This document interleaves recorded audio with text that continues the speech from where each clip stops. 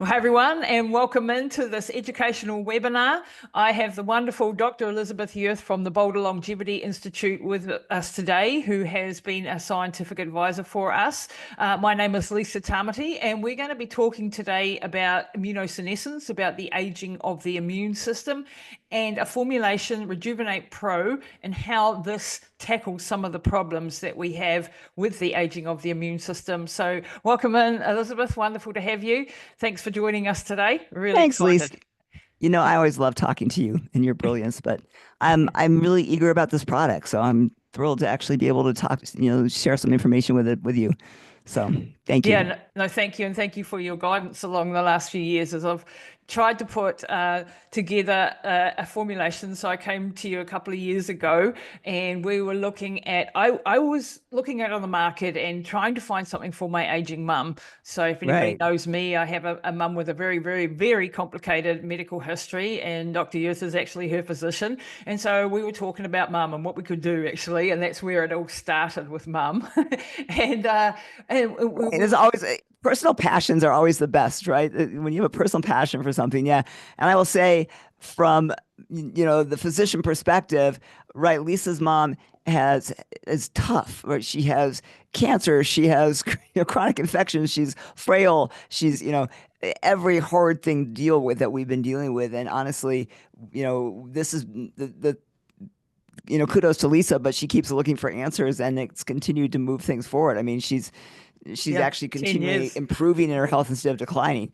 We Yep. have little hurdles along the way, but overall, if we look at 1 year to the next, things are getting better, Exactly. which And she's doesn't usually now, happen when you're 83 with B-cell lymphoma cancer in your brain. And you're right. yeah, exactly. And aneurysms and strokes and everything in between, sepsis, so Right. on, hip fractures, everything that GI needs to bleeds, knock right. you off. Yeah, Right. GI bleeds. Yeah, you name it. So, and in my desperate search, I was trying to help her immune system because you'd always taught me, as one of my teachers, that the immune system is absolutely fundamental to the aging process. And when the immune system starts to go awry, which is immunosenescence, do you want to define what immunosenescence is and what actually happens there? Right. Honestly, I think this is kind of neglected a little bit in longevity medicine.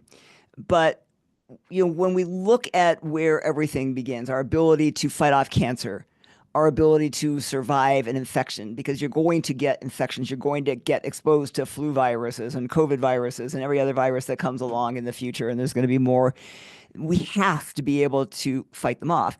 We also remember that our immune system is the surveillance for cancer, because the first thing that kills off cancer cells is natural killer cells, which come from our white cells. And so if we don't have healthy immune systems, that's why as we get older, we don't fight infections and we die of an infection, or we don't fight cancer and cancer is able to take over. So the main player there is our macrophages. And macrophages are these white blood cells that play a really critical role. And there's kind of two types of macrophages. What we call M1 macrophages. Those are activated, kind of bad macrophages. We need them, but shouldn't stay around. And then we have the M2, which are these healthy macrophages that are doing their jobs. And what we know is as we age, we get more of these M1 macrophages, and we get less of these good M2 macrophages. So we have the inability to be able to tolerate stressors that come along. I know you recently met with Dr. David Furman. He Yeah, runs what's called the Thousand Immunomes immunomes. project out of Buck Institute. And they actually are so passionate that this is what we need to be following for aging, that they create a test that really looks at factors, cytokines, chemokines, proteins that really relate to the immune system. And they think that's a better marker of what your biologic age is truly than some of these other methylation tests and things that are out there. That the immune system, and actually we can directly look at the immune system. We don't have to indirectly look at it with methylation factors and things. We can actually directly look at the immune system. So we can look at the proteins that are produced by our immune system and say this is a healthy or an unhealthy immune system. So they developed this test called the IH test to really look at that. So this is a group that studies aging, and they're so passionate that the immune system is the root cause that they developed this test to sort of show that. I will also, I was actually just this weekend, and I'm throwing this in because it was really cool to me. I didn't really think this way, but I was at this entire 3-day course on mitochondria, and it was incredible. Like you could spend 3 days on just mitochondria, and I took 100 pages of notes. But one of the things that I became aware of is that when our immune system is constantly being activated by something, right? Either, the viruses we're exposed to, the toxins we're exposed to, the stressors we're exposed to, the bad diets we're exposed to, that constant stimulation of the immune cells, one of the things that immune cells need is a whole lot of energy. Mm-hmm. So they actually start taking all the ATP.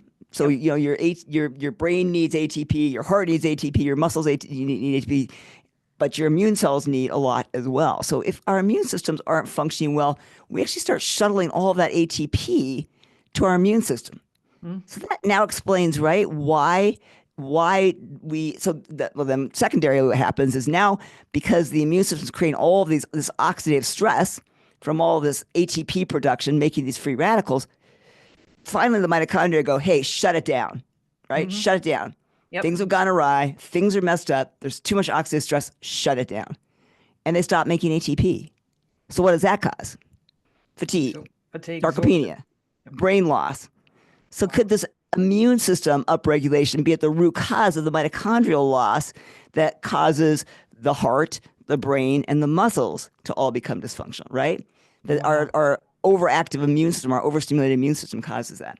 So I think that we really are onto something here in this product that you guys developed, because I think it is really going to restore those factors that are going to help all that. And so I'm really eager about this. After learning this weekend, I'm like, oh my God, it was like a light bulb clicked. I'm like, right? That's why the mitochondria fails, because they're trying to keep up with this other stressor in the immune system. You forget that immune cells need ATP just like other cells, right? Yep, and it's sort of suppressing, like we're constantly having to suppress the viruses, the Epstein-Barr, right? the Our body's always taxed with that, constantly. And so that's taking and draining. It's very draining, right? So think of all the insults you're exposed to. Most of us had mononucleosis, Epstein-Barr virus. So almost everybody, not everybody, almost everybody had Epstein-Barr. Well, Epstein-Barr doesn't ever go away. Our immune system keeps it in check, but it never goes away. Herpes virus is the same thing. Coronavirus, the same thing. These are all infections that are staying around, and our immune system is keeping them in check, right? It's kind of like birth control for these viruses, is that our immune system they're not replicating. They're not gone, but they're not replicating, right? So that, and then you look at the environmental toxins, right? You can't get away from them. We can try really hard to live really clean lives, but these environmental toxins. So our immune system is really overwhelmed. Yeah. And when I interviewed Dr. David Furman, coming back to the 1000 Immunomes project, they've been doing, this is the largest longitudinal human immunology study in the world. And we're talking it's huge. They've been working on this project for years. 15 years. 15 years. Yeah. So, and they have their own immunology center where they test everything. They've had over thousands of people go through this for 15 years. So they've got the biggest database, really. And they've identified a number of proteins, and we'll get into one of them particularly later, called CXCL9 and CXCL1, 2, and 3 as well. Right. And I think the CXCL9 was one of the main ones, right? That was one of the big players that they looked at as being probably the highest link, the highest marker to this dysfunctional immune system, this elevation in CXCL9, which, who learns about that, who tests it? Nobody. And so that was really, to me, key, because what can we do to address this high levels of CXCL9? Yeah. And so we looked at that project, and we looked at the immunosenescence, and the causing of the systemic chronic inflammation is sort of a cog in the middle of the wheel that's causing all of these downstream age-related, diseases and problems that we have, whether it be obesity right through to cancers, is the systemic chronic inflammation, which increases over time. And so we started to put our heads together to search for things that could help with this immune system, and understanding that this immune system is affecting all of the 12 hallmarks of aging. So rather than, which I was doing before, I was trying to tackle each of the hallmarks of aging, right? And throwing in which you see so many people, right? They're like, I'm taking this supplement for this, and this supplement this for this supplement this, and they're on 50 supplements, which sometimes is causing more harm than good, when if we were to target this one piece aggressively, these other things would fall into place. That's exactly right. So coming down at the immune level rather than the whack-a-mole type of 12 things I've got to hit. Right. We're going to affect Right. It makes so much sense. And yet it's not the way we're working in the longevity field so much, right? No, not yet. And but it's coming. And so I came across through one of my colleagues, Peter Learke, who is a co-founder with us at Aevum Labs, had contacts with Quantec, and Quantec have produced a product, an ingredient called immune defense proteins, which is a suite of 50 bioactive whey proteins from New Zealand cows, and these can they have 40% lactoferrin, and if anybody knows about lactoferrin, the list of things that lactoferrin influences in the body and helps in the body is huge, right? And this has been studied for decades. But this IDP is 40% lactoferrin, it's 18% something called lactoperoxidase, and then there's a suite of 48 minor bioactive proteins. Now, it's the synergy of the 50 together that made it much more powerful than, say, lactoferrin alone, which we've been using for decades. And so they started to do a lot of research, and Dr. Rod Clackham, who I've also done podcasts and interviews with, and he's been on our panel, so I'll put all the links over for you guys so that you can watch all of that as well. This was an ingredient that we just went, wow, this is what we are looking for our immune formulation. And so this was the very first thing that we put in and decided to add. Betsy, can you explain what immune defense proteins do, and what are some of the benefits of, say, lactoferrin and the lactoperoxidase and that whole suite, that synergistic suite? And knowing that this was developed, if you like, just taking it one step further, this was evolved in the cow to protect the mother from infection and inflammation. So let's start there. It protects the cow from inflammation and infection. And when we take this product, it does similar things. Right. Yeah, you have to imagine that these cows have this dirty little calf nursing on their udder all the time, and so these infections could get very easily transferred to them. So something has to actually not just supply the baby cow, but also protect the mother. And it's one of the things they found IDP did, is this immune defense protein.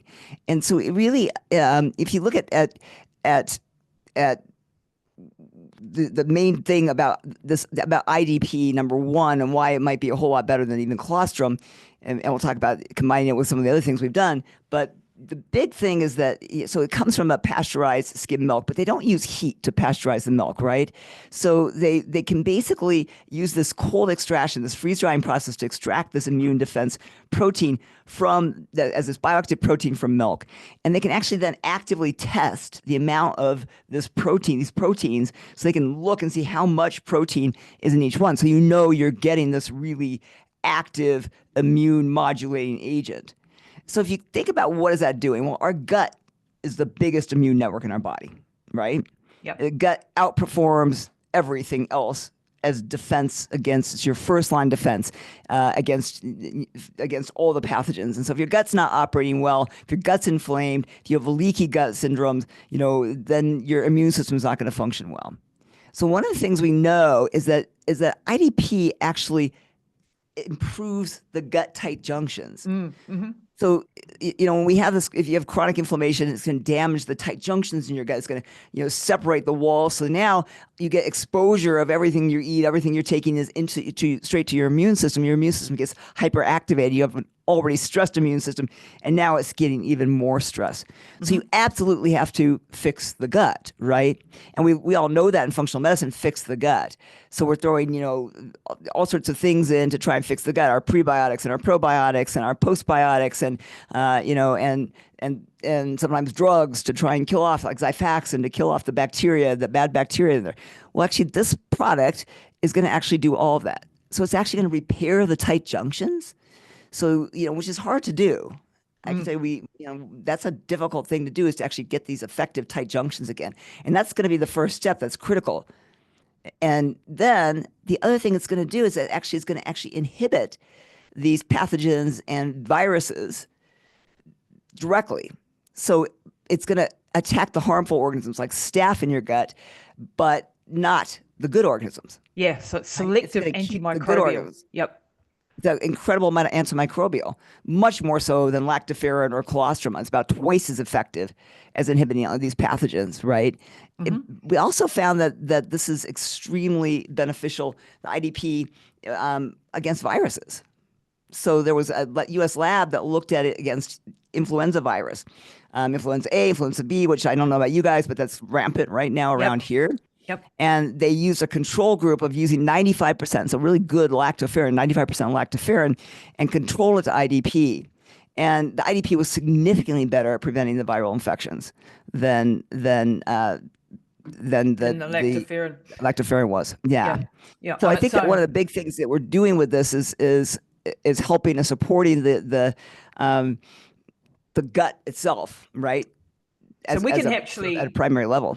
Yeah, we can actually look at, a microbiome if you're doing microbiome testing, and have a look at your zonulin levels in your clients and your patients, and see whether the zonulin starts to go down and the inflammation goes down. So these are markers that you could be looking for. And there's over 15 years worth of clinical research gone into immune defense proteins. They have a whole lot of clinical research behind it, and one of these is in the getting the tight junctions back together. And it's not only the tight junctions in the gut, but we have barriers right throughout our body. So we have barriers in blood-brain barrier, and of course when the blood-brain barrier and the gut are very closely connected, you get a brain injury and within hours you have a leaky gut. Our eyes, our lungs, our reproductive tract, these are all barriers that are going to benefit from having better tight junctions, because it's not just the gastrointestinal tract. And then that selective antimicrobial activity that you said. So it's actually helping with the lactobacillus and the bifidobacterium, but it's right. Not it's good. So what else do we have that does that, right? Kills off all the bad bacteria, but helps the good bacteria. Yeah. And I think one of the reasons it was so much better than lactoferrin is that it had something called lactoferricin B, I think it was. It's this 25 amino acid antimicrobial peptide that's actually taken out of the lactoferrin, and that actually disrupts bad microbial cell membranes that are damaged. So it takes these bad bacteria and actually ruptures the cell membrane. In so doing that's going to actually inhibit biofilm production, because the way it's disturbing, one of the things bad bacteria do that makes them hard to get to is they create a biofilm. They create a protective armor around themselves. That's why antibiotics don't work very well when you get some of these bad infections, right? Pseudomonas does that. Lots of infections do. So you have this active biofilm. Well, this antimicrobial peptide that's in the IDP actually inhibited the biofilm production from most of these bacterial species, which is really difficult to do. Wow, that's because that is a real bit massive problem. Those biofilms. It's a huge problem, right? That's a huge problem. All in wound care, in gut care, that's a huge problem. Yeah, even things like with C19 and things like we create these colonies that have a biofilm over them, and so it's really, really important for that. Then it's also antibiotic, so antimicrobial, antioxidant, anti-inflammatory capacity as well, this immune defense protein. Right. And the other really cool thing is that one of the things we didn't talk about with the immune system is the lack of a thymus gland. About puberty, so when we're young, our thymus gland, which is the main immune modulating organ in our body, starts to atrophy.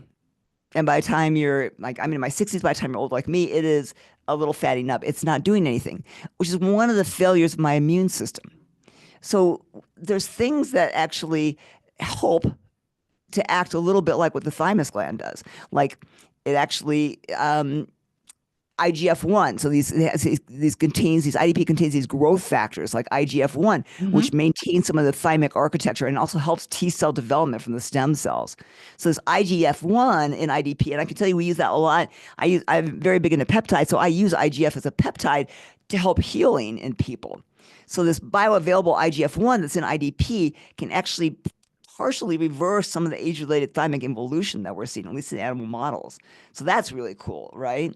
And then the other thing is some of these other growth factors that are super important to healing and recovery that decline as we age, like transforming growth factor beta and epidermal growth factor. These are all really big pieces to chronic infections and age-related disease. And so by maintaining these growth factors, that I don't know of anything else that does that. I play with peptides to do these things. Well, here I have like a nice, easy, simple little compound that can do it now without big expensive peptides that I have to have people inject into themselves. Which is, so, and we don't get those down here. So and you guys, yeah, exactly. Can't even yeah. get So them. you can, I mean, you look at the growth factors that are in here, IGF-1, TGF-beta, colony stimulating factors that support neutrophils and macrophages to go to the site. These are huge. These are how the body heals, right? These are what the immune system is supposed to do when it's healthy. So, we've got a compound now that's antimicrobial, anti-inflammatory, and reparative to try and activate our own immune system so that we get fired up and start acting like a normal young immune system. So what if I took this all the time, right? Instead of just when I was sick, what if I took it all the time? Especially if I started, in my 30s, would I be able to maintain a much healthier immune system as I age? It would certainly, at least from a theoretical perspective, do that. Yeah. And like thymic peptides and bioregulators have been the only way. And right. I mean, there are crazy and now we have another trying way to regrow thymuses, but we're not there yet. And so, the thymus gland. So we can give back to some of the things it does. Yeah, it's like the education university for your T cells, I think is the way you explained it to me. Like the thymus is your education for your T cells. Your T cells are these, I always think about like soldiers. But if you don't have an active thymus gland, the soldiers, it's like you send a bunch of 15-year-olds into battle and they had guns but had no idea where to go, right? Yeah. So basically, we need these messengers. We need things like colony stimulating factor, epidermal growth factor, these messengers to go and tell our stem cells to produce these cells and tell them what to do. Yeah. And then when you talked about the anti-inflammatory effect, that's actually mostly through what are called proline-rich polypeptides. So these proline-rich polypeptides are really cool. And they actually stimulate functional T cells. So they actually stimulate T cell production. And they downregulate the pro-inflammatory cytokines like interleukin-6, tumor necrosis factor alpha, and then upregulate the good things like IL-10 that are going to help me fight an infection. So these proline-rich polypeptides are also really cool. And I don't know where else you can get those.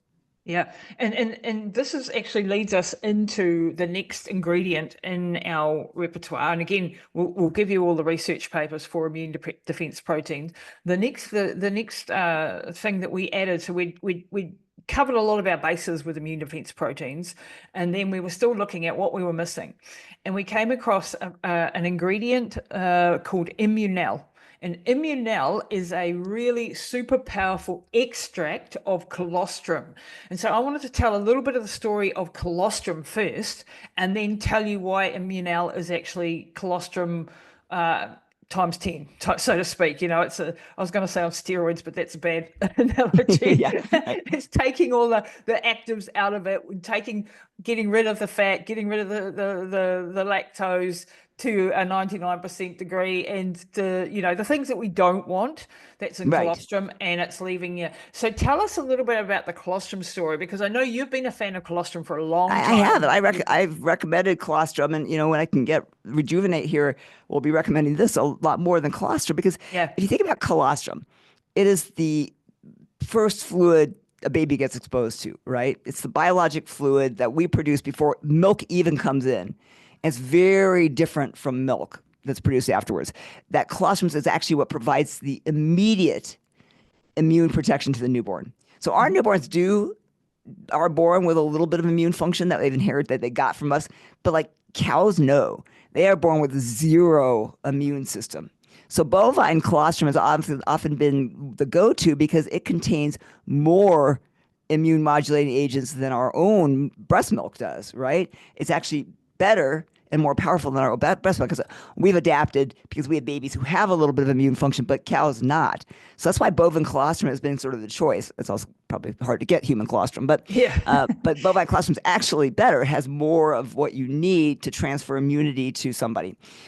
So think about this as, a gold, right? It's the thing that sustains a baby in its first days of life, be there an animal or a human. I mean, that's really powerful. Without that colostrum ingestion, any animal would die. In humans, we have, we do workarounds, but even if a mother can't nurse, we encourage them to have the baby suckle to get that colostrum in. Colostrum. It's Yep. that critical to forming the gut immune system, to training the immune system. So, so if you look at our bodies as our immune system is declining, we're kind of back to that baby state, right? When you look at your mom as an 80-year-old, she's got the immune system of that baby. So we can support it the same way we would that a newborn baby is. I'm a big fan of try and do things the way the body does them, right? Well, this is the way the body helped our immune system.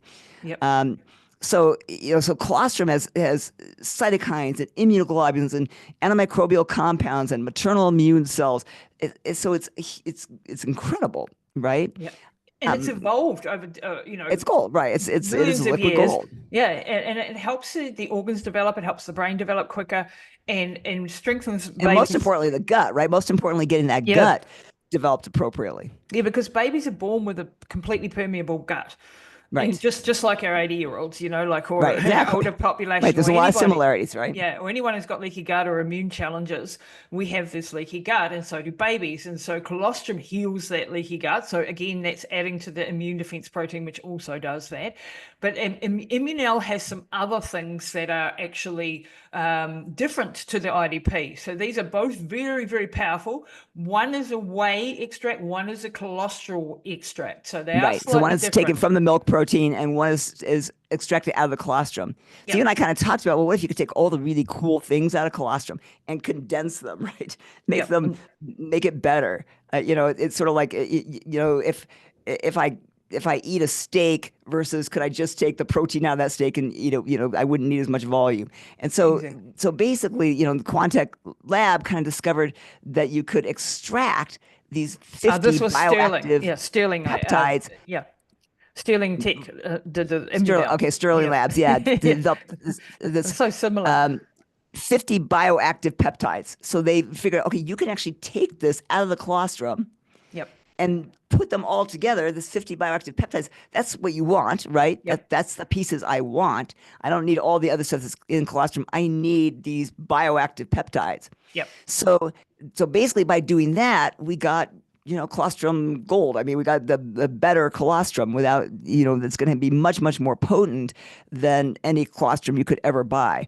Or even if you look at people who are taking lactoferrin, right? Yep. Lactoferrin was kind of the second generation of a milk immune protein. And, and we did that with the Immunel, right? We made the lactoferrin better. So now we can make the colostrum better with this. So when you look at the changes, that I think that's phenomenal. I mean, now we have the everything I want to function.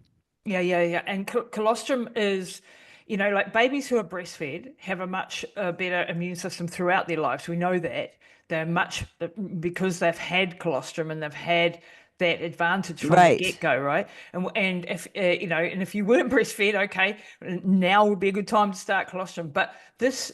And that's why it's really hard to substitute for breast milk, is because it does contain a lot of these things that formula does not, right? So could you maybe even add a little bit of this, this Immunel? We don't know, but could this be really useful even in people who are, babies not breastfed? But if you look at the what is in these, so the bioactive part of colostrum, okay? So what's in what's the Immunel is the bioactive part. Yep. So you have these you have this beta lactoglobulin, and that is really antioxidant. Acid. Yeah, that's right. So it's basically an amino acid, and it is extremely antioxidant. So one of the things it does is it helps to maintain our own glutathione levels. We know glutathione is a key antioxidant. And that's really critical for immune cell function, is to maintain our glutathione levels. So it also contains this stuff called alpha lactalbumin. And that actually is really cool because it contains very high levels of tryptophan.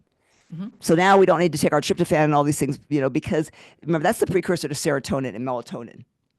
So that's actually this alpha fraction is actually going to improve tryptophan metabolism in my gut. I can make more serotonin and melatonin, which is that whole immune gut brain stuff, right? Mm-hmm. Um, which is really real tight so connection. that's really cool, right? So now we've made, and I will tell you one of the big things we've seen in the long COVIDers is this decline in tryptophan, the ability of the gut to make tryptophan Hmm. or to modulate tryptophan and make serotonin. That's why you're seeing a lot of Wow. depression and anxiety in Wow. post-COVID and long COVID.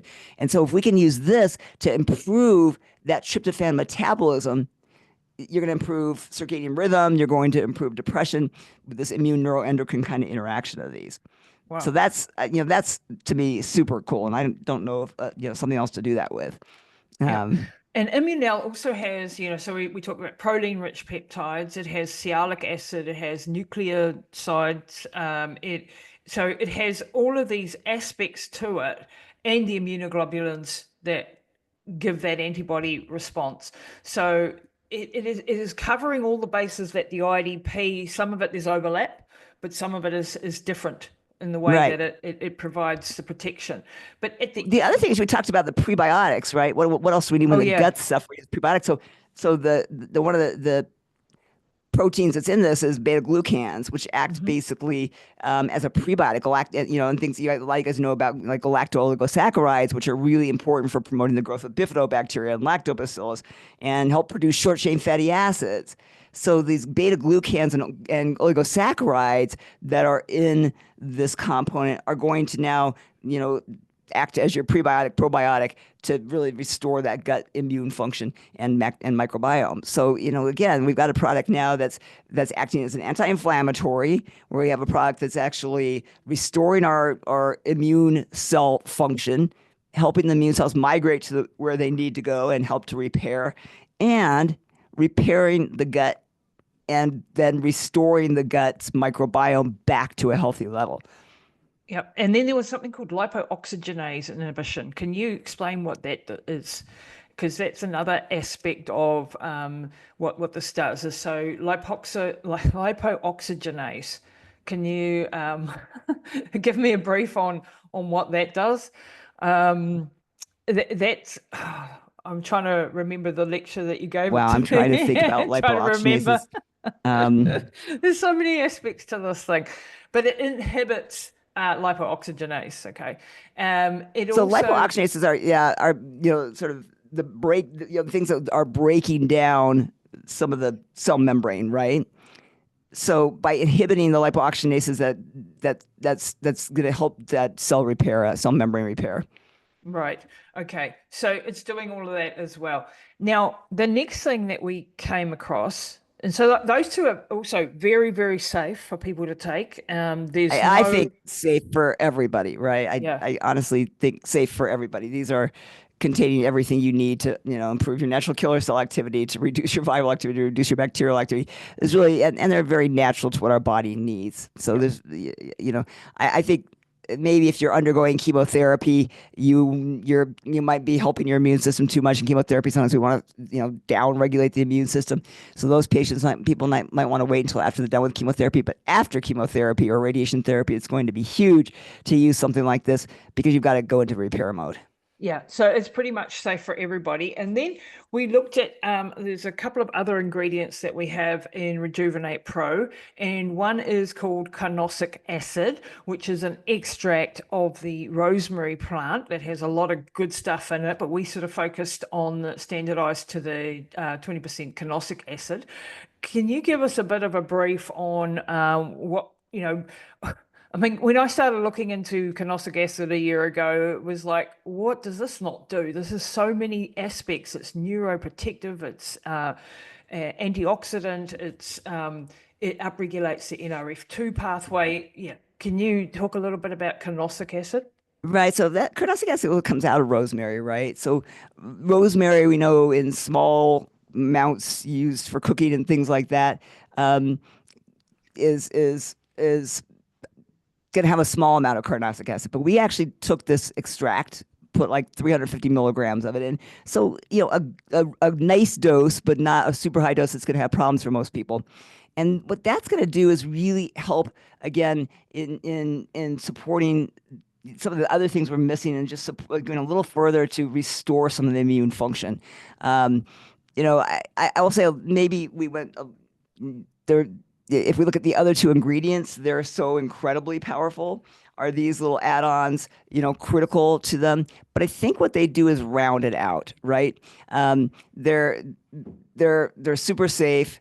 They're super natural. And, like if you look at them now, they're used a lot as antioxidants. So now we've got this, and I'll call them more of a,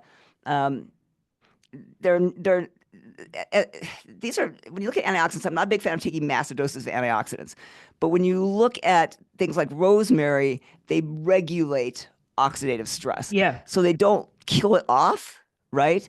They have this good antioxidant properties without being overly aggressive. So that's going to, again, help to restore. Remember I talked about the mitochondria being stressed, right? And that's because there's too many reactive oxygen species being produced. When this mitochondria is spitting out of control, it's producing these reactive oxygen species. We need to get those back down under control. So I think that's where the rosemary or the carnosic acid really comes in, is to now regulate back some of that oxidative stress that's been created. So if we really want to go back to repairing the mitochondria, we do have to bring down the reactive oxygen species so that my mitochondria now sense, okay, danger's over. I'm going to start producing ATP again. That's going to now support my brain and my heart and my muscles and my immune system. So I think that's where its potential is. Is we wanted an antioxidant that wasn't, so overwhelming, because you need some oxidative stress when you're trying to heal. So carnosic acid came out as this perfect, just balancing antioxidant. Yep. And it increases interleukin 10, which is one of the right. key factors. Right. Along with the IDP, they both do. But and yeah. Kawakawa, actually. Yeah. Yeah, and Kawakawa.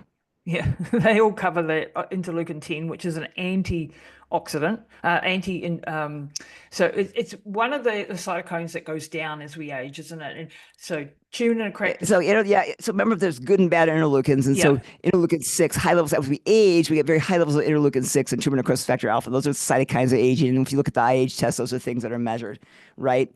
But interleukin 1 beta is another one, right? But this it improves that, and then the CXCL9, right? Which we talked about with the IH test. Yeah, this is one of the things in the world that actually lowers CXCL9. Yeah, one of the only things. Yeah. So I did a lot of research when I first learned about the IH test, and looked at all these different inflammatory things. I sort of looked at, okay, how do you get CXCL9 down? And it was actually a really difficult one. There's a lot of things that affect IL-10 and help improve that. There's a lot of things that lower TNF alpha and interleukin 6, but there's not a lot that addresses this chemokine. And as we said, the Immunomes project found this one chemokine as being maybe the biggest player in this age-related decline of our immune system. So Kawakawa was one of the few things that we found that actually addressed the CXCL9. the carnosic acid. Yeah. So that lowers that CXCL9. I think that in of itself is huge. Yeah. And it's also, carnosic acid is also upregulating that NRF2. So that's upregulating your own endogenous antioxidant capacity without stopping the signaling, which is really important. And Kawakawa, which is the fourth one we'll get onto in a minute, also does that. It's also very neuroprotective. So there's a lot of research now coming out on studies on how it helps with brain. If you've had a brain injury, it helps with diabetes. It helps with metabolism. It helps with cardiovascular through that chemokine, that CXCL9. And it's also a COX-2 inhibitor, right. Which, and that's actually really important too. Yeah. If you look at things like the cyclooxygenase system, that's actually really a problematic thing as we age as well. And one of the things that the cyclooxygenase system does is it blocks the formation of what we call pro-resolving mediators. So basically, using some COX inhibition, we can make more pro-resolving mediators. So if you remember, all of your omega-3 fats, your DPAs, your DHAs, your EPAs, all turn into what we call PRMs, or pro-resolving mediators. These are resolvins and marensins and lipoxins that actually tell the immune system, hey, don't keep acting up. Let's settle things down. So if you can block the COX enzymes, you can actually upregulate these pro-resolving mediators. So you can help the formation of these pro-resolving mediators from the fats that you're eating. So that's actually really important as well to support the long-term health of the immune system. And it stops, like we take non-steroidal anti-inflammatories and they block completely the COX-2, or, like that's Right, which you don't want to downstream. do, because No, then you you get don't want effects on that. blood vessels, blood pressure, things like that. So what you want is something that modulates it. Yeah. It's exactly what I talked about with the carnosic acid and antioxidant effect. You don't want to have something that's just really highly antioxidant. You want something, I mean, in some cases you might, but not in these. In most of our cases, we want to modulate it. Yeah. So when you look at these agents that are more homeostatic, they turn things to just the right level, not too high, not too low. Those are the things we really want to take long term. Yeah, and so that's why we added the carnosic acid into it. Go and look up carnosic acid and all of the studies that it's All the been used benefits, for. yeah. Yeah, the neuro Huge. benefits for brain injuries has really started to fascinate me. So I've been diving into that more of late. For pain as well, if you've got pain, because like when we have an immune response, we want the upregulation of the cytokines and things in the first instance, but we want those dialed back. And as we get older, the dialing back doesn't happen so much. Doesn't occur. They Right. I stay. just gave a lecture on pain, and pain is also a disrupted immune system. We forget that. Wow. So when you look at what happens to create chronic pain, it is the inappropriate immune response that occurs with an insult or injury, that because when we're older, we don't mount appropriate immune response early, and we upregulate our immune response later, and it just keeps going. So Wow. really, even pain is, we should heal. And when people don't heal, it is a disrupted immune response. So even chronic pain, guys, and osteoarthritis and all these things are related to dysfunctional immune systems. So that's why, to me, this is something I'll take every day, right? Whether I'm sick or not, I'm going to take this every day to help regulate those things that I know are occurring in me as I age. Okay, and so the last piece of the puzzle was something called kawakawa, which is a native New Zealand taonga species, which in the Māori, and obviously I'm of Māori descent with a name like Tamati, pretty obvious. And for those Kiwis listening, like this has been traditionally used for hundreds of years by our people. And we, as kids, my father used it, and we drink kawakawa tea every day for its health properties. And traditionally it's been used as a health tonic and for gut health and things like that. And it has a little bit of overlap. So it's going to downregulate NF-kappa B, which is sort of a little bit higher up the food chain on the cytokine, tree, if you like. And it's going to downregulate the TNF-alphas, the interleukin-6s, again, the IL-1 beta. It also upregulates that interleukin-10. And there's not as much studies on the kawakawa, and it's an evolving space. So, watch the space for more as the next few years, more and more studies will come out on the kawakawa. But I love these traditional medicines as well, because it's a medicine that has survived hundreds of years, right? Yeah. I mean, There's a reason. back in the old days, they didn't have the FDA doing studies. They just found what worked. Yeah, And, exactly. They went straight to human studies. So these elders would, light a fire, pick kawakawa, wave the branches through the flames, and and get the plant, the leaves, use the leaves of the plant and heal injuries, right? And it worked, or they wouldn't have kept doing it. So they would treat, everything from, a toothache to somebody who's vomiting with these substances. And you have to look at with respect to these things, because there's a reason that they were found and used. That actually means a lot. And you look at one of the interesting things about kawakawa, which I'm going to bastardize the name of this, but it contains a compound called dianyangim. Yeah, and that's also in carnosic acid as well. It's in carnosic acid as well, right? But a little bit more than kawakawa, and that's actually a really good immune modulating. We talked about that. One of the big problems is not that we have so much suppressed immune systems, right? It's that we have dysfunctional immune systems, right? So just immunosuppressants, like putting everybody on steroids, if that was going to solve the problem, no. It basically, our immune systems are upregulated in the wrong places, downregulated in the wrong places. And that's where kawakawa and the carnosic acid do come in, because they actually balance that immune system. I mean, they've used kawakawa in autoimmune disorders because of that, because it actually balances back this over responsive immune system. That's what's doing the attack. That's what's keeping things going, is this immune system gets turned on and does not turn off. So we need something that kind of turns that back down, right? And so that's where these agents, I think, play a huge role in adding to this product, is they now say, okay, immune system, calm yourself back down. Everything's going to be okay, so we can start the repair process. Yeah. And that's what happens when you're younger, right? And not so right when you're younger. older. If you look, there's a great study on mice where they created a wound on a mouse, and they looked at all those inflammatory markers, the same ones that they look at with like the IH test, all these chemokines and cytokines. In an older mouse, nothing happened for the first 3 days. In a young mouse, huge immune response the first day, lasted about 3 days, and then it turned down. In the older mouse, nothing happened the first 3 days, and then the immune system started turning up and up and up and up. Wow. And it was still active 2 weeks later when the younger mouse had gone back to a completely normal functioning. Yeah. So that's our problem, is we get a virus or something like that. We try to attack the virus. This is what happened with COVID, right? Our body, COVID didn't kill us. We killed ourselves because the cytokine storm, a huge immune over response that it attacked our lungs, it attacked our blood vessels, and that's what killed people. Yep. And some of these ingredients are really good for upper respiratory conditions as well. So there's clinical studies on that and how fast it clears things. The Immunal had a study that within 1 to 2 hours of taking just the Immunal. That was an amazing study, right? Yeah. Literally within a few hours they saw improvement, right? Yeah. So this is something you'd want to take probably a high dose when you first got sick, because it was this rapid increase in this phagocytic activity of these macrophages to start attacking the virus day one, like 2 hours later after a single dose. Yep. I think the other big thing was the study on natural killer cells. Yeah.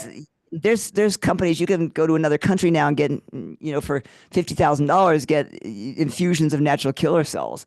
Well, what if we could actually upregulate our own natural killer cells? Which we can. Right? Which you can, right? So what they found was actually an increase in the numbers of natural killer cells, much more than the placebo. And it reflected the natural circadian fluctuations. So again, do things that replicate what our body's doing. So we saw with this perfect regulation when the natural killer cells were upregulated at nighttime, which is when we want that upregulation. That's when a lot of healing occurs. So those studies were really compelling, and the studies on it compared to even immunizations, right? Yeah, that there was a better immune response with this. Just with Immunal, it was 2 to 4 times more powerful than the flu vaccine. And the vaccine, right? With IDP, it helped improve the immune responses. They did it in conjunction with the vaccine, for the flu vaccine, and it actually improved the antibody response, because we know a lot of older adults do not respond to vaccines because they don't have this thymic working thymus gland. They don't have the thymic. With no thymus gland, you don't. Yeah, that's why everybody gets encouraged to get vaccines when they're older, when actually your immune response is pretty dysfunctional when you're older. So if you're going to get a vaccine, you need to be doing something to support it. You and I would argue there's probably, getting good things like this in you is probably going to be more beneficial over the long run. Yep, exactly. Than a lot of these vaccines are. Exactly. And we get a lot more autoimmune because the immune system gets a lot more complex as we get older as well. So, yeah. So and that's really the scary stuff. We're seeing so much more autoimmune disease because our immune systems are taxed by a lot of things, and our immune systems don't know how to function, and they upregulate, they over respond. So they keep producing. That's what that test is looking at. Or is our immune system just in this constantly overactivated state? So at that point, it's attacking everything else. And again, then the secondary downflow is now I have this way overactive immune cells stealing all of my ATP, all of my energy, upregulation, huge amount of oxidative species, reactive oxygen species produced. Those are starting to do even more damage, and everything falls apart. Yeah. So we've got to fix that, and then we got to go back and fix the mitochondria, which we're doing with some of these products that are helping to repair some of the mitochondrial energy stores. So actually thinking about that, Betsy, from a clinician's point of view, from a practitioner's point of view, like we all end up with like too many things on our list of things that we want to help this patient, this client with, and we end up with, supplements up the wazoo. What are some of the supplements that we could be thinking of replacing with Rejuvenate. Like it's not going to get rid of everything. Like we still need our vitamin D and our zinc and our, Right, you things still like need that, vitamin D, zinc, magnesium, and magnesium. Some yeah, pretty basics, though, right? yeah, I think you're not going to need, all these people who are taking a lot of prebiotics and probiotics. I think this is a much better. I'm not a big fan of probiotics, quite frankly, because yeah. you're taking a gut I see them. that is not healthy and you're trying to throw healthy Yeah, bacteria into it. They're not going to survive. So yeah, this is actually repairing the microbiome by fixing the gut, which is really what we want to do, is fix the gut. So we can get rid of a lot of those things that we're doing to try and treat the gut. Those of you who are taking, antibiotics like Xifaxan all the time, or things for Crohn's or IBS, a lot of those things can be eliminated. I think when you look at all the antioxidants, I'm not a big fan of taking massive amounts of antioxidants either. I would get rid of all those. I would use something that modulates my antioxidant system like this, as opposed to, so you don't need massive amounts of glutathione or vitamin E. I think that this is going to eliminate the need for a lot of those things.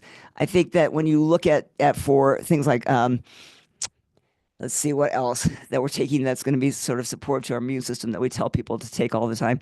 I mean, yeah. I still think we Zinc need. and selenium and things you probably want to keep in the mix, Yeah, you right? probably Because need some basics of those. They have other values as well for like things like bone. I think what else is in my sort of regimen that I've been able to take out because of this. I mean, you probably don't need things like spermidine. I hate to say it yeah, because I love the spermidine, autophagy, but yeah. spermidine is actually doing some similar things for the gut as this is. And I will eliminate my colostrum, which is a really expensive product that I take, right? Yep. I spent a lot of money on my colostrum powder, so I don't need that anymore. No. Um, Yeah, so prebiotics, probiotics. And what about postbiotics, like from a I don't. postbiotic? This is going to act as a postbiotic too, Yeah. honestly. So This should be if your perfect gut health product. yeah, if you can only give the people one thing, because money's an issue or whatever the thing, this would be the one Yeah, thing that I would replaces a keep my lot of patients. those. I've tried to really down the number of things I have my patients on, quite honestly. Yeah, well, it So gets I'm trying to expensive. look for things like this where I'm like, if I can fix the gut, I am fixing so much else. I mean, those of you guys who are taking, a bunch of amino acids or tryptophan, things like that, you don't need this. I mean, if I get the gut healthy, you need to eat protein, good healthy protein. But if I get the gut healthy, I don't need these extra things like taking some tryptophan to sleep at night, or my serotonin uptake inhibitors because I'm depressed, because I'm going to Yep. actually increase serotonin with this product. So I would say I'd leave my patients on vitamin D3 with K2, some magnesium. Those are pretty critical. Hmm. Selenium, some people, not everybody needs it. And I would put them on this, and some omegas, some, good omega-3 fatty acids, fish oil or krill oil. So some good omega-3 fatty acids. Um, Plasmalogens and some something. plasmalogens. Yeah, yeah, yeah. If you, yeah, either that And then or and this, because I feel like I'm gonna, like I said, if we're kind of coming down to in medicine that almost everything of the immune system can be fixed at the gut level. And so this is addressing that, right? This is addressing the gut pathology that disrupted the immune system. And it's addressing what's happening at the T cell level secondarily as the T cells are being excreted out of my bone marrow yeah. and being replaced. I think the last thing we should touch on, Betsy, before we wrap this up, is the stem cell activation from some of Right. these ingredients, right? So immunal colostrum and the immune defense proteins, they stimulate stem cells. They help with the growth factors, as we mentioned, like the Right. IGF-1, That's TGF-beta. repair, right? So when we if I do exosome treatments or stem cell treatments on people, right? What am I doing? I'm telling these cells to come out of my bone marrow, these active cells, and become something. But they need what's in these stem cells? It's IGF. It's transforming growth factor beta. It's endothelial growth factors. That's what's actually inside the stem cells that's Right. doing the job. It's Uh-huh. not the stem cell. It's the contents of the stem cells. So that's what's contained, you guys. When you're doing stem cell therapy, what's contained inside the stem cells is all these microRNAs and growth factors that are already in This product. these products, right? These proteins. That's what they are. Hmm. Because they came out of this colostrum that was extracted out of this colostrum. It contains all of that. That was needed. Those same growth factors were needed to mature to mature the cells in the immune system and the gut for these babies. So it's actually doing Does it have everything the same? No, but it's actually doing a lot and activating. It's still telling my bone marrow, get busy, throw some more cells into the mix. So Yeah, yeah. it's helping those cells to come out of my bone marrow. So I'm activating stem cells and I'm giving them the messages they need, these growth factor messages they need to initiate a repair process. Yeah. And then you've got the proline-rich peptides that we talked about that's in the colostrum part that enhances immune function and modulates the inflammatory signals that regulate stem cell activity. And those are really important for the brain too, right? Protein-rich peptides are very critical to the brain. Right. Didn't know that. That's a new one on Yeah, me. I mean, Okay. yeah, I mean those are a big piece of the brain of cognitive enhancement is using Yeah. protein-rich peptides. And I think like in future, we're probably going to do webinars on the cardiovascular and the neuroprotective sides of this formulation, which we haven't even gotten into today because it's its own sort of whole complete webinar with a whole lot of other studies and stuff. But there is the aspect that it is when your gut is better, it impacts cardiovascular, Everything, it impacts the right? brain. So yeah, Yeah, I think people are going to see themselves be able to put on lean muscle better with this because of the IGF-1 that's upregulated because of healing the gut.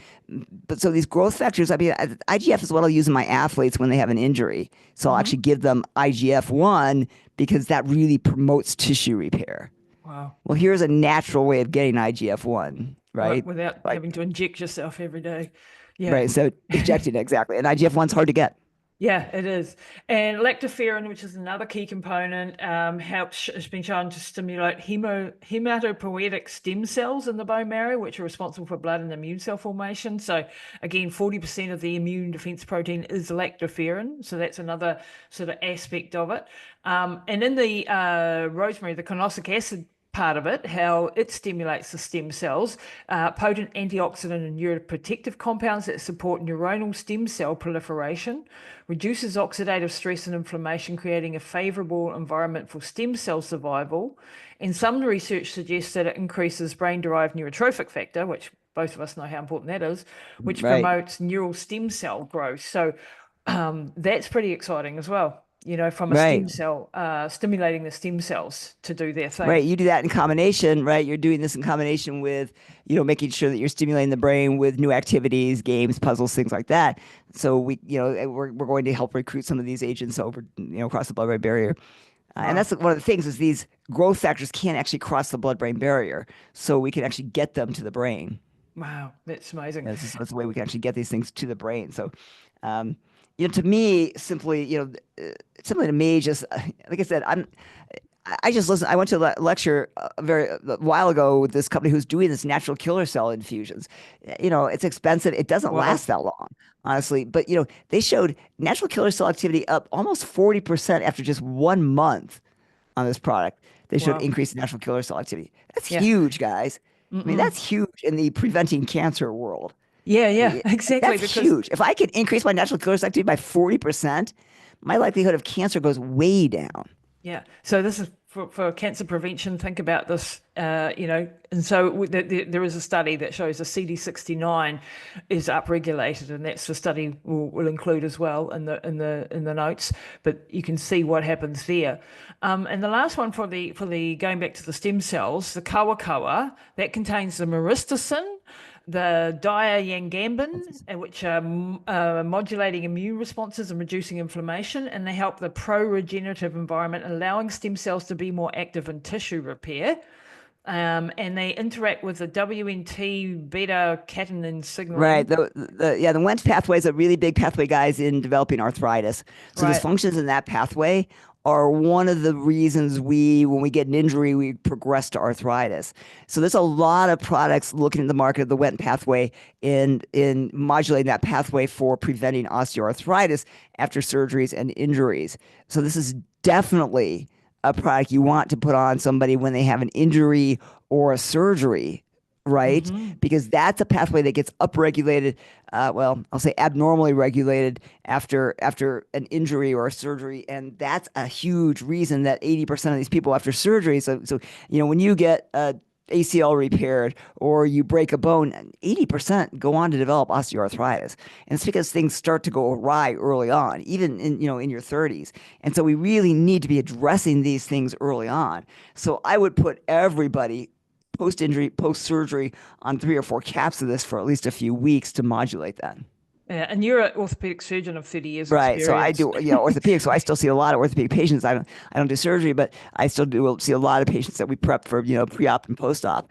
Yeah, and so you know the space very, very well and the arthritis Right. And story. And and I would use this also, after doing platelet, injections, or if you're doing, stem cell injections, and maybe you don't need to do stem cell injections to put somebody on this, yeah, but you would definitely want to use it along that, and, as a in those patients as well. conjunctive thing.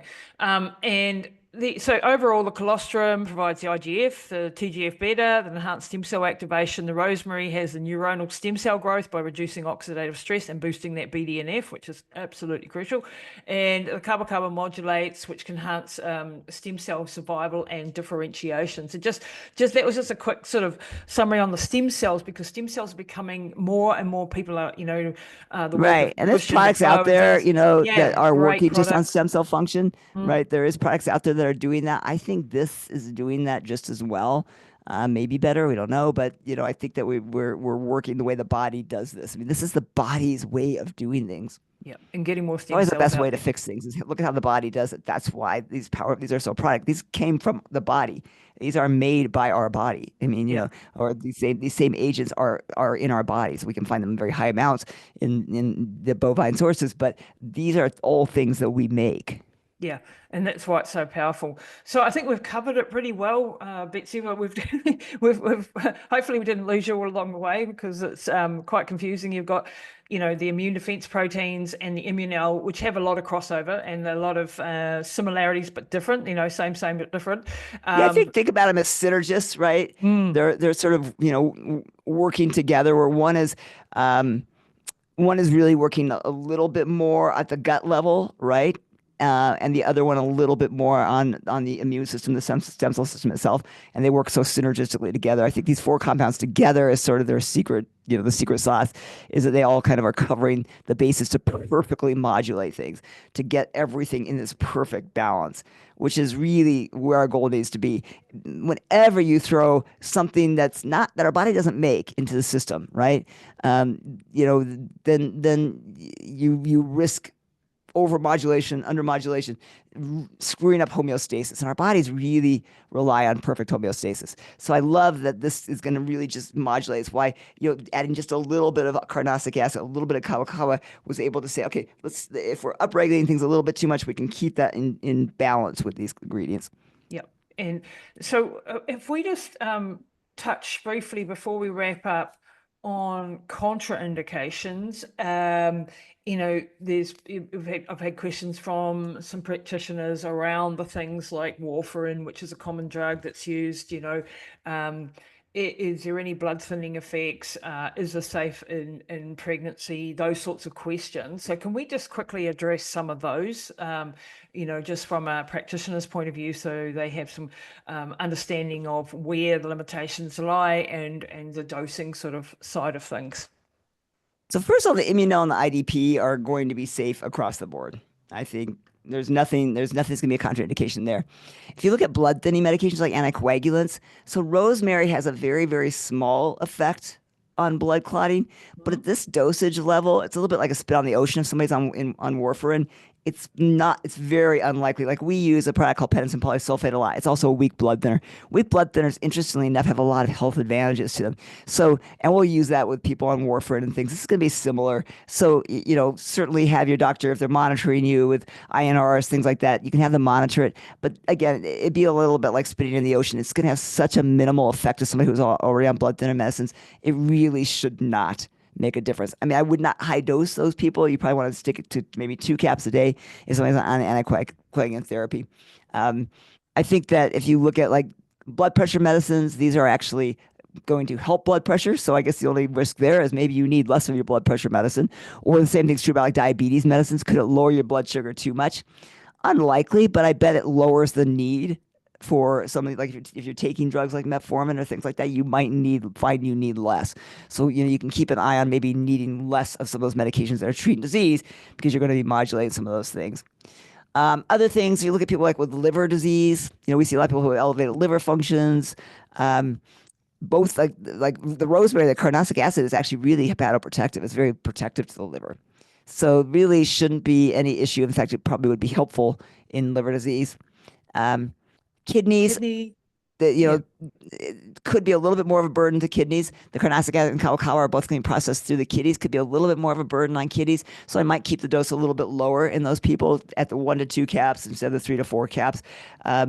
But in general, I don't think you're going to see any change in kidney function either. I think that these are small amounts of these components of the carnosic acid and the cowkawa. I don't think we're going to see a big effect there, but something we can keep an eye on. What about detox? Die off of bad bacteria, Herxheimer reactions, that type of thing.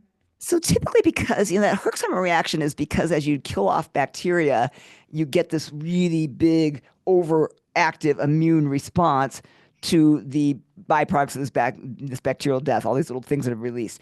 So that's why this is cool, right? What are we doing? We're killing off the bacteria, but we're helping the immune system to react perfectly, not over respond to that.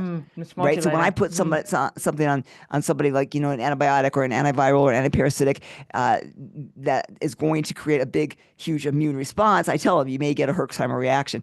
This will not do that because I'm keeping the immune system modulated while I'm killing off the bacteria. That's exactly the goal of this supplement, is to modulate and not let the immune system become an overactive attack phenomenon. So Wow. you shouldn't see that. In pregnancy, young children, infants, cautions We there. always are cautious with pregnancy. If you look, the colostrum, the IDP, those are naturally present during lactation. The rosemary is still within a range that would be considered safe for pregnancy. But I always tell people, if you can stay away from something during pregnancy, probably it's not a bad idea to stay away from it. So I would say Err on the probably side of not caution. critical, Yeah. and I would probably say, we can't say for sure. I think I think it's always a risk versus benefit, right?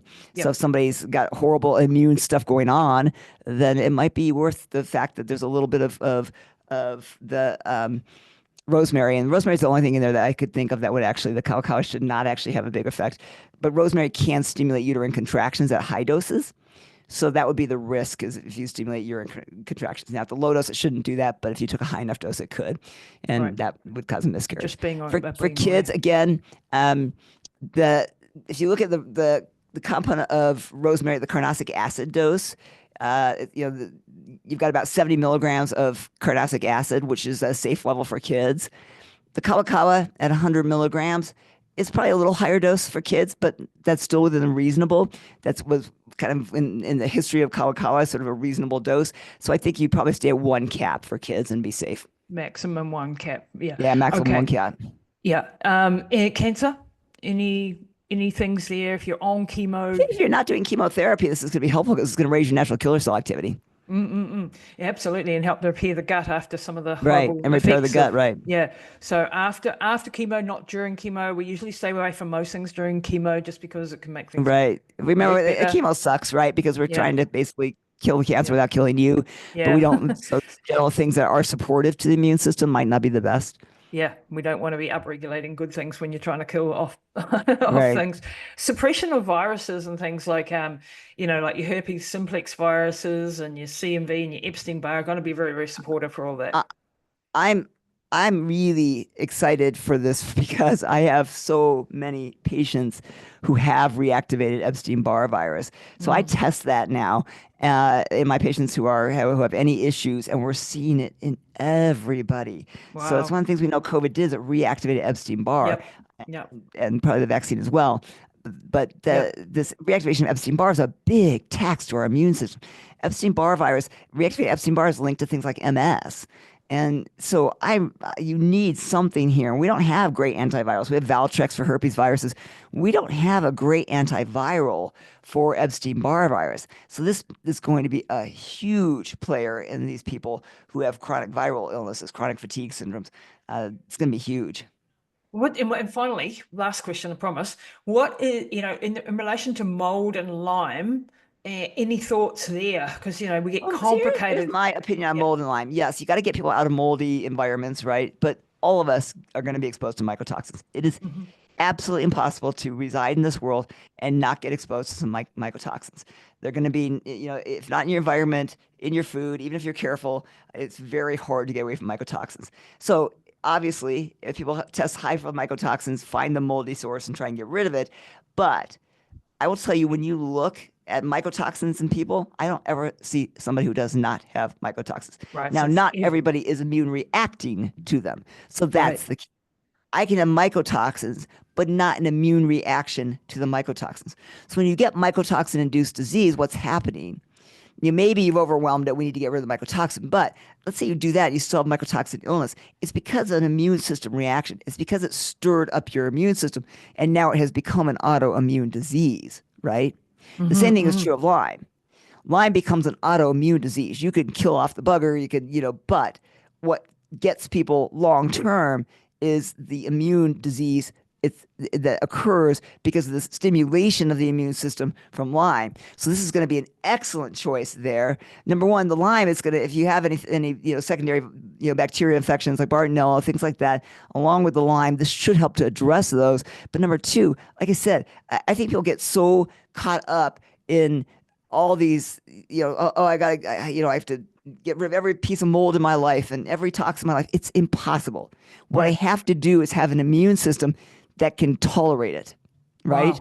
Wow. You don't see 13-year-old kids sick from mold very often unless they've been in a horrible environment, right? Because their immune systems are pretty primed and they react and they heal and they don't overreact. The reason we go on and just stay sick, that you see these people who are laden with molds and viruses, and they don't have an immune system to be able to respond appropriately. Wow. So I do two tests. I will look at mycotoxin levels, but I look at immune reactions. I look at IgG and reactions to the mycotoxins. Not everybody has IgG reactions, but almost everybody has mycotoxins. So it's an immune problem. So I think this is where we have to key in more, is that we have to fix the immune system. We can't keep trying to tackle getting rid of every single toxin in our life. It's important, obviously. If we can I think get rid of the stimulus to the immune system, that's important. But we also need to absolutely support the immune. Yeah. So it's coming again at that higher level, going up the pathway and going, right. It's the overreaction, Mark. Immune system. It's our own system attacking us and killing us. Wow. Right. Yep. That's why you see this high level of CXCL9. This, this chemokine there's something really dysregulated. Wow.